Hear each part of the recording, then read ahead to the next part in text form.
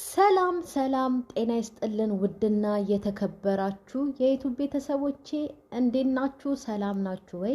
እኔ ያለው እግዚአብሔር ይመስገን እጅግ በጣም ደህና ነኝ። ቤተሰብ ሁላችሁም በያላችሁበት የእግዚአብሔር ሰላም ይብዛላችሁ።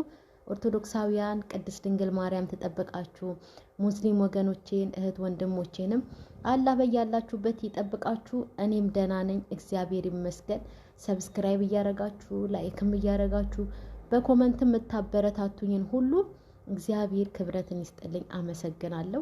እንግዲህ ፈትለን አይተናል። ፈትለ እንግዲህ ከአርባ ምንጭ ድረስ ስትሮጥ መታለች የውብዬን እና የልጇን ትዳር ለማስተካከል እና በዚህ ውስጥ ያየነው ያው መልካም እናት እንደሆነች ውብዬ እንደዚህ አይነት ይሄን ያህል መገፋት እንደማይገባት አስጠንቅቃ ለሄሉም ለናሂም ስትናገር ነበር። ለኛም እንደገና ደግሞ ትምህርት ነው እና አቤት ኮመንት በስመ አብ ወወልድ ወመንፈስ ቅዱስ ሄሉ ላይ የወረደባት የኮመንት የስድብ አይነት ወይ እነሱ በእርግጥ እውነት ነው ቤተሰብ ናቸው፣ ዞረው ይገናኛሉ።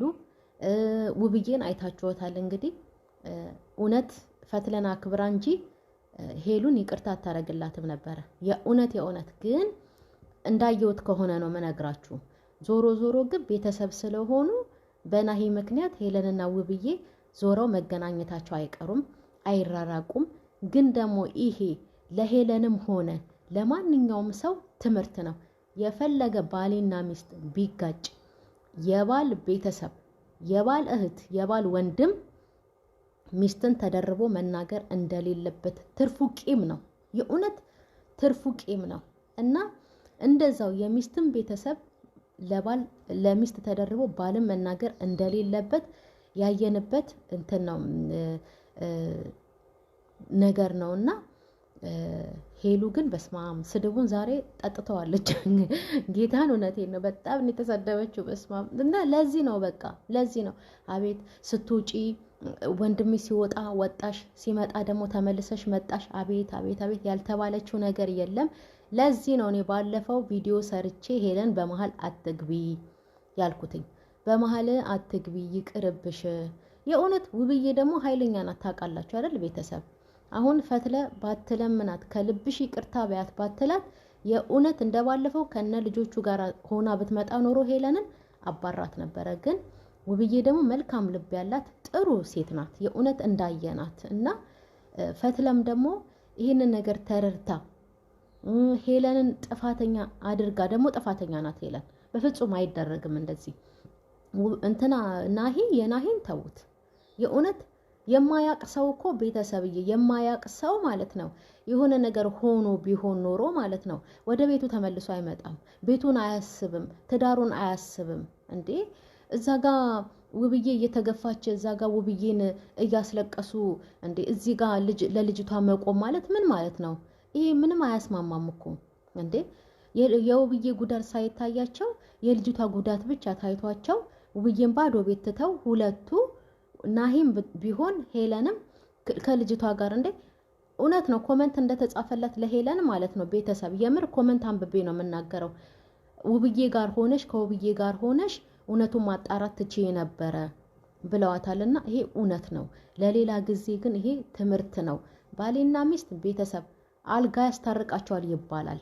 እውነት በባልና ሚስት መካከል አትግቡ ይባላል። እነሱ ዞሮ ይታረቃሉ ይባላል። ስለዚህ ይሄ ለሁላችንም የሚሆን ትምህርት ነው፣ ለሄለንም ለወደፊቷ። አረ በጣም ብዙ ኮመንት ነው ያነበብኩት። አንቺ ድሮም ለውብዬ ክብር የለሽም ሁሉ ተብለው ተጽፎላታል ለሄለን ማለት ነው። ለውብዬ ንቀት አለብሽ ድሮም ተብሎ ተጽፎላታልና ይሄ እንግዲህ ለሄለን ለወደፊት ለሄለን ብቻ ሳይሆን ለማንኛውም ሰው ትምህርት መሆን አለበት አይደል ቤተሰብ? ትምህርት መሆን አለበትና ፈትለ በጣም ጥሩ እናት ናት። ያው ውብዬ መገፋት የለባትም። ያው ነፍሰ ጥሩ ሆና ለምን ብላ ልጆቿን ተቆጥታለች። ደግሞ እውነት ነው የእውነት ናርዲን ብትሆን ታሳዝናለች። ግን ቢሆንም ደግሞ የውብዬ ነው የሚብሰው፣ የቤት ነው የሚብሰው። ከውብዬ ጋር ሆኖ ሶስቱም ተመካክረው ናሂም ውብዬም ሄሉም ተመካክረው ናርዲን መርዳት ይችላሉ፣ ከቤቱ ሳይወጣ ናሂ ማለት ነውና ይሄ ሌላ ነገር ነው ያስመሰለበት ራሱ ለናሂ ማለት ነው። ሌላ ነገር ነው ያስመሰለበት የምር እና ለሄለን ትልቅ ትምህርት ነው ይሄ ለወደፊት የፈለገ ቢናኮሩ ናሂና ውብዬ ሄለን ጣልቃ መግባት እንደሌለባት ማንኛውም ሰው ቢሆን ማለት ነው ማንኛውም ሰው በትዳር መሃል ጣልቃ መግባት እንደሌለ ቢቻል ማስታረቅ ባይቻል ደግሞ ጥግን ይዞ ዝም ብሎ መመልከት ነው እንጂ ይሄ ሁሉ የስድብ ውርጅብኝ ሄለን ላይ ዛሬ የእውነት በስማ እንግዲህ ኮመንት ስታነቢ እናቴ ቻየው ሄሉሻ ምን ይደረግ ምንም አይደረግም ምክንያቱም ያጠፋሽው ጥፋት የሰራሽው ስራ ነው ይሄን ሁሉ ያስባለሽ ማለት ነው እንደዚህ ሰላት ደግሞ ሄለንን እኔም ጠልቻት ወይ ደግሞ ልሰድባት ፈልጌ አይደለም ግን ያው የተባለውን ነው የምናገረው እና አሁንም ቢሆን ትክክል አይደለም በተለይ ናሂ የእውነት በተለይ ናሂ ትክክል አይደለም ግን ቢሆንም ውብዬ ደግሞ በጣም የይቅርታ ልብ ያላት ምስኪን ናት የእውነት ምስኪን ናት ባለፈው ራሱ ናርዲ እንደዛ ስትነግራት ነገሩን ስትነግራት ግልጽ አድርጋ እንዴት ብላ እንዳለቀሰች እንዴት ብላ ቅፍ አድርጋ ምክንያቱም ታውቃዋለች የስደትን ነገር ታውቃዋለች ቤተሰብ ናሂ ሲናገር ሰምታችሁ ከሆነ እዛ ስደት ሀገር ሆና ነው እጇን ተሰብራ እጇ ውስጥ እስካሁን ድረስ ብረት አለ ብሎ ነው የተናገረው ልብ ብላችሁ ከሰማችሁት ባለፈው ማለት ነውና ይሄ ሁሉ ጉዳት ስለምታውቀው ውብዬ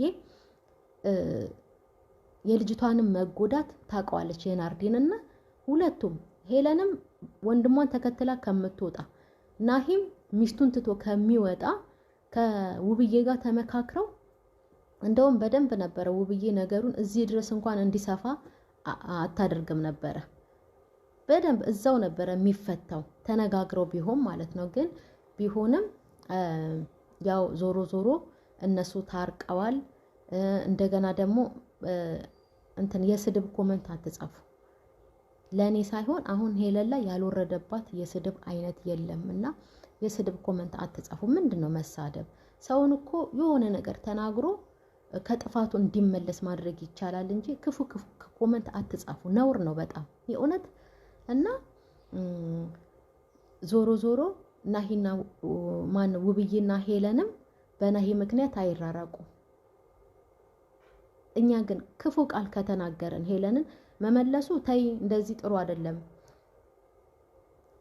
ውብዬን አትናገሪ ሁለቱ ይታረቃሉ ብለን መክረን ሄለንን በጽሁፍም ሆነ በቪዲዮም ሰርተን ሆነ መመለስ ሌላ ነገር ነው ደግሞ ስድብ ቃላትን አውጥቶ እየጻፉ መሳደብ ደግሞ ሌላ ነገር ነው ምክንያቱም ሄለንና ውብዬ በናሂ በኩል ተመልሰው ይገናኛሉ እነሱ ቤተሰብ ናቸው አይራራቁም ስለዚህ መጥፎ ኮሜንት ስድብ አትጻፉ በጣም ጭራሽ ስድብ አትጻፉ ስድብ ነውር ነው እንዴ ስንት የሚጻፍ ነገር እያለ የስድብ ጋጋታ ምንድነው እና ቤተሰብ ዞሮ ፕራንክ ነው ያላችሁ ፕራንክ እንዳልሆነ ይሄው አረጋግጣችሁ እንግዲህ ፈትለ መጣች ለታስታርቅ ሴት ልጅ ቤተሰብ የፈለገ ብትበደል የፈለገ ብትጎዳ የፈለገ ውስጧ ቢያር ትዳሯ እንዲበተን አትፈልግም እውነቴን ነው ህይወቷ እንዲመሰቃቀል አትፈልግም ትንሽ ወንድ ነው ድንጋይ ልቡ ይደነደነ ሴት ልጅ አሁን ውብዬ ቀለበቷን አውልቃ ወረወረች ባለፈው አይደለ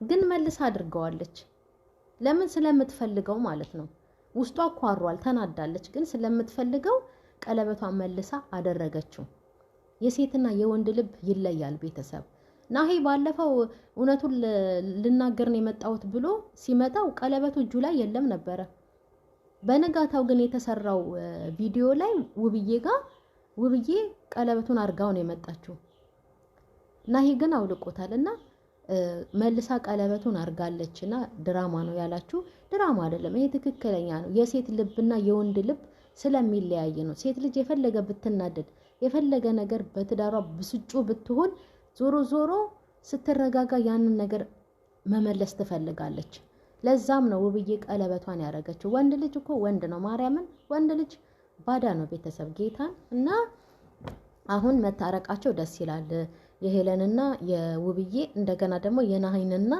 የውብዬን መታረቅ እንጠብቃለን በጣም ያሳዝናል ጌታን ሰው እንዴት በቅዱስ ቁርባን ተጋብቶ በቅዱስ ቃሉ ተጋብቶ ይሄን ያህል ደረጃ ይደርሳል ይሄ የሰይጣን ፈተና ነውና እግዚአብሔር ከመካከላቸው ይሄንን ነገር አርቆ ያስታርቃል